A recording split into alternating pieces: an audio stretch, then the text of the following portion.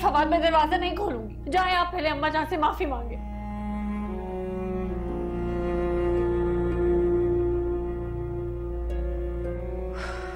कहाँ चला गया मेरा बच्चा?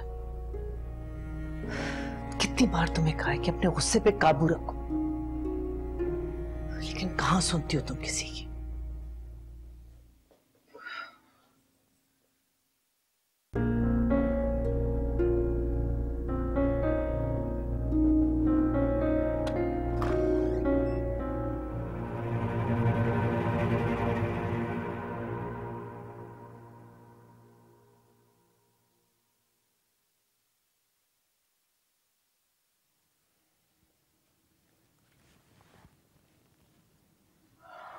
अम्मा जान, जो कुछ भी हुआ उसके लिए माफी चाहता हूँ।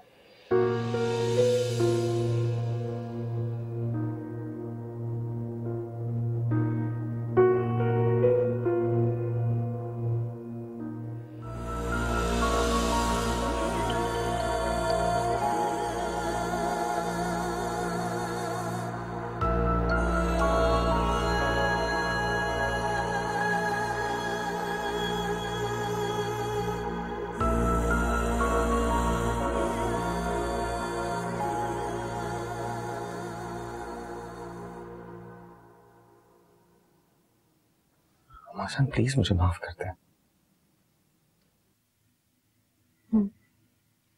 अपनी बीवी से पूछ के आया ना कि अम्मी से माफी मांगनी है। हाँ, खुदा के वास्ते बस कर दो फजूल बातें करना। सच कड़वा लगता है। सच सुनना चाहती हूँ। सच ये अम्मी कि सारा ने आज सुबह मुझसे कहा था कि जब तक मैं अम्मा जान से माफी नहीं मांगूंगा वो मुझसे बात नहीं करेगी, और सारा दिन उसने मुझसे बात नहीं की। मैं आपको बता रही हूँ अम्मी, इसमें भी उसकी कोई चाल होगी। जरा भी खुदा का खौफ है? जब देखो जल्दी पर तेल छिड़कती रहती हूँ, जब घर में आती हो कोई ना कोई फसाद खड़ा कर देती हो। आपने सुना अम्मी ये क्या कह रहा है? ये मुझे फसादी कह रहा है। और आपको पता है सारा ने सुबह में मुझे यही लफ्ज बोला था, ये दोनों एक जैसा सोचते हैं, एक जैसी जबान बोलते हैं। अभी भी आप इसे कुछ नहीं कह रही अम्मी। दूसरों पर इल्जाम लगाने के बजाय कभी अपने रवैये के बारे में सोचा कि सब तुम्हारे बारे में ऐसा क्यों सोचते हैं और तुम्हें कोई एहसास नहीं होता? सारा का सारा एहसास मुझे ही होना चाहिए, तुम लोग को तो कुछ नहीं होना चाहिए, है ना? घर का माहौल बर्बाद करके रख दिया। बहुत बड़ा हाथ तुम्हारा है। मेरा हाथ नहीं है, तुम्हारी बीवी सारा का है, और सिर्फ फरवा को भी सुकून से नहीं रहने दिया। अच्छा बस बस बस कर दो। ये घर है, कोई मच्छी बाजार नहीं। हर वक्त की चिक चिक।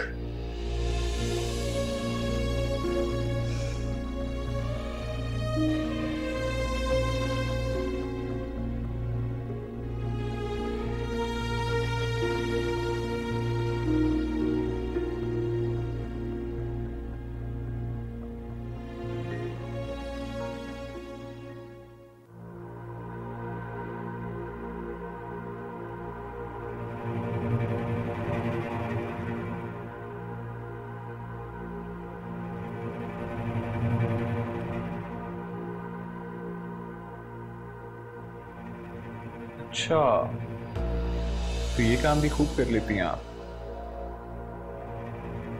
इस तरह दूसरों की बातें सुनना मैनर्स के खिलाफ होता है। इतना तो मालूम हो गई आपको।